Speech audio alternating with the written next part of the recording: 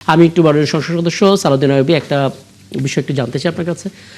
BNP মহাসচিব স্থানীয় সরকার মন্ত্রী মির্জা ফখরুল আলমগীর কথা প্রসঙ্গে আজকে বলেছেন, সেটাও প্রায় সব গণমাধ্যম শিরোনাম করেছে, যে বিরোধী দল এখন নিষিদ্ধ আওয়ামী লীগের ভাষায় কথা বলছে। কেন? কারণ আওয়ামী লীগের মতো সরকারকে একটা অস্থির রাখতে তা চান। এরা তার বক্তব্য, এবং এই বক্তব্যের বিভিন্ন পর্যায়ে বিভিন্ন রকমের কনফিডেন্স তিনি দিচ্ছিলেন বিরোধী দলকে, যে হ্যাঁ আমরা সনদ বাস্তবায়ন করব। যদিও গণভোটের 4টা প্রশ্নের মধ্যে 3টার সঙ্গে আমরা একমত ছিলাম না, 3টার সঙ্গে একমত ছিলাম, আর একটা ভিন্ন মত আমাদের ছিল। প্রশ্ন হচ্ছে, বিরোধী দলের ভূমিকা নিয়ে বরাবরই আসলে বিএনপি পক্ষ থেকে আওয়ামী লীগের টোন বলা হচ্ছে, আবার বিরোধী দল বারবার ফ্যাসিস্ট শব্দটা প্রয়োগ করছে সরকারের দিক থেকে, অর্থাৎ আওয়ামী লীগ বা ফ্যাসিস্ট একটা টার্ম হিসেবে বারবার ব্যবহার হচ্ছে। দ্বিতীয় কথা হচ্ছে, যখন খোদ গণভোটে 4টা প্রশ্নের সঙ্গে 3টাই বিএনপি একমত, একটাতে একমত না, তখন আসলে আপনারা কিভাবে গণভোটের সমাধানটা খুঁজবেন? আবারও ধন্যবাদ আপনাকে। দেখুন, মির্জা ফখরুল সাহেব তিনি একজন, আমি বলবো বাংলাদেশে এখন যারা প্রবীণ রাজনীতিবিদ তার মধ্যে উনি একজন, কিন্তু মাঝে মধ্যে তিনি বয়সের কারণে হোক যে কারণে, তিনি কিন্তু কিছুদিন আগে বলেছিলেন যে জামাতকে নির্মূল করতে হবে।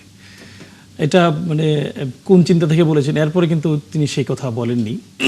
আর খুব স্বাভাবিকভাবেই বিরোধী দলের সব কথা ওনার পছন্দ হবে এটা মনে করাটা আমি যৌক্তিক মনে করি না, এই চিন্তা লালন করাটা। দেখুন, এখন বাংলাদেশে গ্যাস সংকট চলছে, বিদ্যুতের ভুতুরে বিল আসছে, এই কথাটা যখন আমি বলবো সরকার এটা কোনোভাবেই মেনে নিতে পারছে না। আমি মনে করি এই চিন্তাটা ছিল শেখ হাসিনার, যে কোনো কিছুই সে সমালোচনার দৃষ্টিকোণ থেকে তার সংশোধনের প্রয়োজন গ্রহণ করতে না পারার অবস্থা। দেখেন, বিদ্যুৎ বিলের ক্ষেত্রে ভুতুরে বিল আসছে, এটার জন্য বাংলাদেশ জামাত ইসলামী অফিসিয়ালি নোটিশ দিয়েছিল যে কার কার ভুতুরে বিল আসছে প্রমাণ সহ দেন। হাজার হাজার বিল আমাদেরকে জমা পড়েছে, ইমেইলে জমা পড়েছে, সেটা নিয়ে বাংলাদেশ জামাত ইসলামী সাংবাদিক সম্মেলন করেছে। কিন্তু বিদ্যুৎ বিভাগ, এই বিদ্যুৎ মন্ত্রণালয় একটা আলাদা বিবৃতি দিয়েছে যে কেউ যদি বিদ্যুৎ বিল নিয়ে অপপ্রচার করে তাকে বিচারের আওতায় আনা হবে, এটা হুমকি দেওয়া হলো। চিন্তা করেন, এটাকে একটা সংকট হিসেবে গ্রহণ করছে না। ঠিক একইভাবে এই বিভাগই একইভাবে যখন জ্বালানি সংকট তৈরি হয়েছিল, তারা সংসদের 300 বিধিতে দাঁড়িয়ে বলেছে যে জ্বালানির কোনো সংকট নাই, অথচ বাইরে বিরাট বড় বড় লাইন ছিল। এই যে সংকটকে সংকট হিসেবে গ্রহণ না করা, কোনো ধরনের সমালোচনাকে নিজেদের মানে সংশোধনের প্রয়োজনে গ্রহণ করতে না পারা, এটা আমি মনে করি না গণতন্ত্রের জন্য ভালো কোনো লক্ষণ, যে কোনো সরকারের জন্য ভালো কোনো লক্ষণ। এই জায়গা থেকে ইতিমধ্যেই বাংলাদেশের মানুষের মধ্যে ভয়াবহ একটা রিভোল্ট হয়েছে, কারণ অতীতেও এই বিদ্যুৎ ম্যানেজমেন্টে বিএনপি সরকার মানে আমি বলবো একটা ব্লান্ডার কন্ডিশন তৈরি করেছিল। তারা একেবারে 100% ব্যর্থতার পরিচয় দিয়েছিল তখন বিদ্যুতের এই ম্যানেজমেন্টের জায়গা থেকে। এখনও যা শুরু হয়েছে, ইতিমধ্যে জ্বালানি সংকট নিয়ে শুরু হয়েছিল, সেটা কিছুটা হলেও উত্তরণ হয়েছে, এখন গ্যাস সংকট শুরু হয়েছে। এটাকে মেনে নিয়ে বিদ্যুতের যেই আজকেও দেখলাম কয়েকটা জায়গায় 7 ঘন্টা 8 ঘন্টা বিদ্যুৎ থাকবে না বলে সরকারিভাবে মানে একটা বিজ্ঞপ্তি দেওয়া হয়েছে। এই যে ঘন্টার পর ঘন্টা বিদ্যুৎ থাকতে পারছে না, আপনাদের কাছে বলেছে, মেইল করেছে, আপনারা নিয়ে যাচাই করে দেখেছেন? হ্যাঁ, নিঃসন্দেহে এটা যাচাই করে দেখা হয়েছে। এটা আমি আমার বিদ্যুৎ বিলের কথাই বলি, গত মাসে যা এসেছে তার 3 গুণ বিল এসেছে এখানে কেন বিল এসেছে দেখেন, সার্ভিস চার্জ নেওয়া হবে না বলে মাননীয় প্রধানমন্ত্রী এবং বিদ্যুৎ মন্ত্রী বলেছিলেন, কিন্তু এখন পর্যন্ত সার্ভিস চার্জ নেওয়া হচ্ছে। এরপরে প্রিপেইড মিটারে ডিমান্ড চার্জ নেওয়া হচ্ছে। প্রিপেইড মিটারে তো ডিমান্ড চার্জ নেওয়ার কোনো সুযোগই নেই, কোনো কথাই না, এটা একটা ডিজিটাল জালিয়াতি। জুন মাসে সিস্টেম লস কম দেখানোর জন্য বিদ্যুৎ বিল কম দেখানো হয়, এবং জুলাই মাসে এসে এইটাকে আবার একসাথে করার জন্য যখন মিটার দেখে করে, তখন স্বাভাবিকভাবেই গত ইয়েতে যেটা কম দেখানো হয়েছে এটার সাথে অ্যাডজাস্ট করা হয়। এরপরে সরকার ভর্তুকি মূল্যে বিদ্যুৎ দিচ্ছে, সরকার একথা বলছে। 67,000 কোটি টাকার মতো বছরে এখানে ভর্তুকি দিচ্ছে সরকার বলছে। ভর্তুকি মূল্য দেওয়ার পরেও বাংলাদেশের মানুষের এখন মানে হাপিত্যেশে উঠে গেছে এই বিদ্যুৎ বিল দিতে। বিদ্যুৎ বিলের এই কাগজ দেখে মানে অস্থির অবস্থা তৈরি হয়েছে। এটা কেন? সমস্যাটা কোথায়? পলিসিগত সমস্যা আমি বললাম যে সার্ভিস চার্জ এখন কেন থাকছে। এরপর দেখেন, সরকার যাদের মাধ্যমে বিদ্যুৎটা বিতরণকারী প্রতিষ্ঠানের কাছে দিচ্ছে, বিতরণকারী প্রতিষ্ঠানের কাছে যেই মূল্যে দিচ্ছে, আর বিতরণকারী প্রতিষ্ঠানগুলো কি মূল্যে বিতরণ করছে, এটা জনগণের কাছে, ভোক্তাদের কাছে বিক্রি করছে, এটা নিয়ে কোনো তদারকি আছে? এটা নিয়ে কোন অবস্থায় আছে? এটা কোন পজিশনে আছে? সরকার এটা নিয়ে কোনো কাজ করছে না। এই যে জায়গাগুলো আছে, এরপরে ধরেন বিদ্যুতের এই সংকটের অন্যতম একটা কারণ হলো গ্যাস সংকট। গ্যাস সংকটের কারণে অনেক বিদ্যুৎ উৎপাদনকারী প্রতিষ্ঠানগুলো যথাযথ পরিমাণে বিদ্যুৎ উৎপাদন করতে পারছে না। এই গ্যাস সংকট নিরসনে সরকারের উদ্যোগগুলোর কথা একটু চিন্তা করে দেখেন। যে ঘটনা ঘটেছে, সরকার বলেছিল 20 দিনের মধ্যে সমাধান হবে, এখন পর্যন্ত সমাধান করতে পারেনি। কেউ কেউ বলছে এটা আরো লম্বা সময় লাগবে, কতদিন লাগবে। এরপরে সরকার বলছে গ্যাসের কূপ খনন করবে, অথচ এই কূপ খননের জন্য সরকার এখন পর্যন্ত কোনো ধরনের বরাদ্দ দেয় নাই, কোনো ধরনের এখানে দেয় নাই। বলছে যে ডিপিপির ভিত্তিতে এটা করবে। ডিপিপিতে করতে একটা প্রজেক্ট কমপক্ষে 3 বছর সময় লাগে। 3 বছর সময়ের মধ্যে যদি খননের কাজ শুরু করার সিদ্ধান্ত নেয়, এটা বাস্তবায়ন করতে আরো 2-4 বছর চলে যাবে। এই সরকার আমলে খনন শুরুই হবে না। গত 17 বছরে গ্যাসের খনন শুরু হয়নি, এখন পর্যন্ত এটা নিয়ে এরকম যদি উদ্যোগ থাকে তাহলে দেশের মানুষের কি হবে?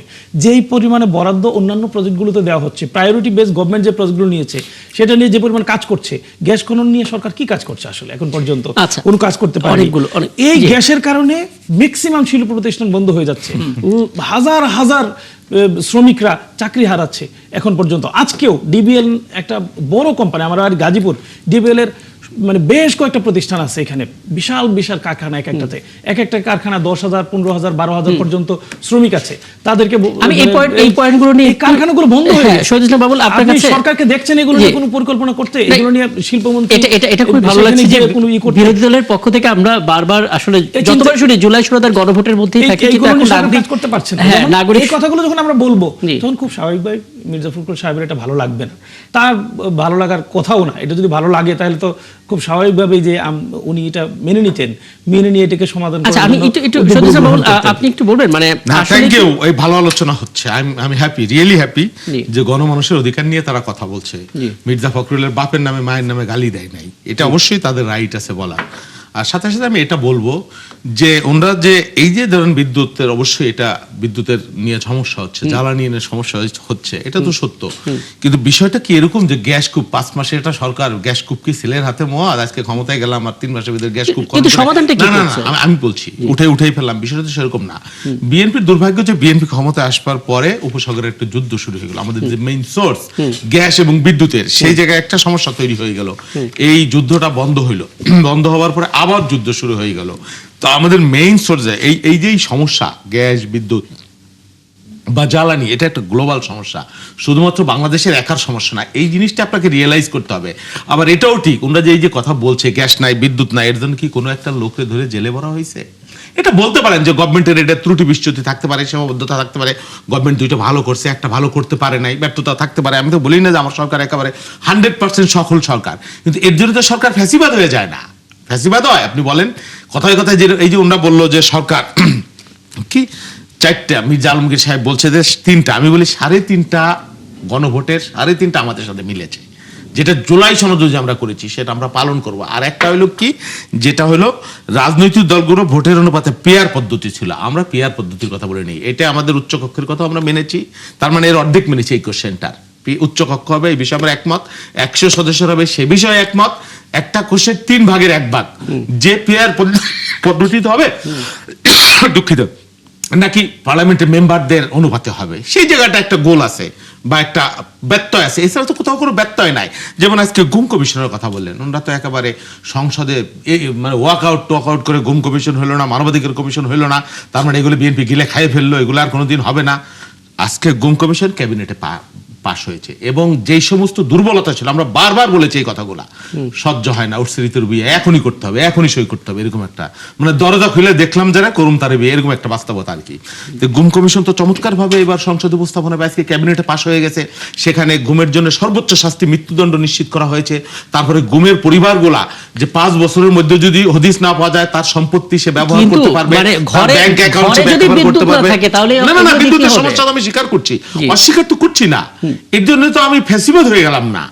আপনি যে ফ্যাসিবাদের সংজ্ঞার সাথে বিদ্যুৎ নাই এটা যদি মিলিয়ে ফেলেন, এটা আমি অবশ্যই আমার এলাকা থেকে মানুষ ফোন করছে, এটা একটা সমস্যা হচ্ছে, এটা নিয়ে আমরা অরিড, এবং এটা কিভাবে দ্রুততম সময়ে সমাধান করা যায় সেই বিষয়ে আমরা কথা বলছি, আমাদের উদ্বেগ আছে, কিন্তু সমস্যাটা আমরা ক্রিয়েট করিনি। আর আপনি জানেন বিদ্যুতের যে বিষয়, সেখানে হাজার হাজার কোটি টাকা পাওয়ার প্ল্যান্টের মাধ্যমে প্রাইভেট সেক্টরে যেভাবে করা হয়েছে, হ্যাঁ, এই জায়গাটায় যে বিপুল পরিমাণ লোন এবং টাকা, সেগুলো গচ্চা দিয়ে যদি আপনি এই পাওয়ার প্ল্যান্টগুলো থেকে বিদ্যুৎ আমদানি, বিদ্যুৎ তৈরি করতে যান, আপনার 3 গুণ 4 গুণ খরচ বেশি পড়ে যাবে।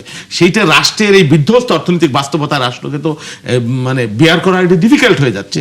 তারপরে এই প্রবলেম আজকেও দেখলাম আপনার একটা প্লান্টের 70 মেগাওয়াট যুক্ত হলো নতুন করে এই কয়েকদিন, যেটা ছিল অকেজো ছিল, আরো 2-1টা প্লান্টের এরকম অকেজো জায়গায় সেগুলো তৈরি হচ্ছে। আমরা আশা করি 2-3 দিনের মধ্যে বিদ্যুৎ পরিস্থিতির উন্নতি হয়ে যাবে।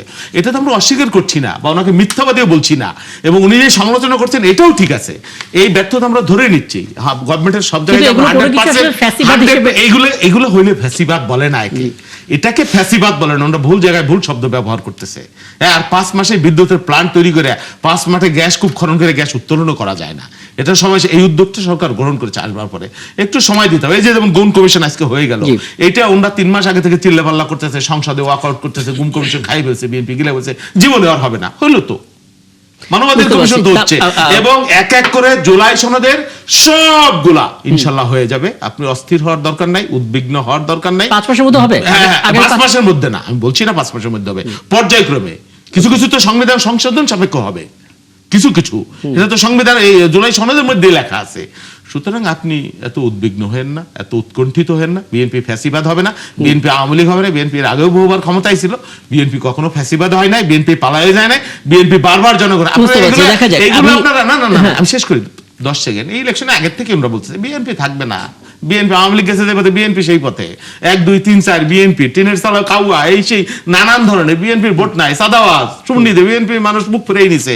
আওয়ামী লীগ একটা দল ক্ষমতায় আসবার আগেই তাদের পতন হয়ে গেছে, এগুলো তো ওনাদের কমন কথা, এগুলো বলুক, আমাদের এগুলো নিয়ে কোনো সমস্যা নাই। গালি টালি বাপ মারে দিয়ে না দিলেই হয়েছে ভাই।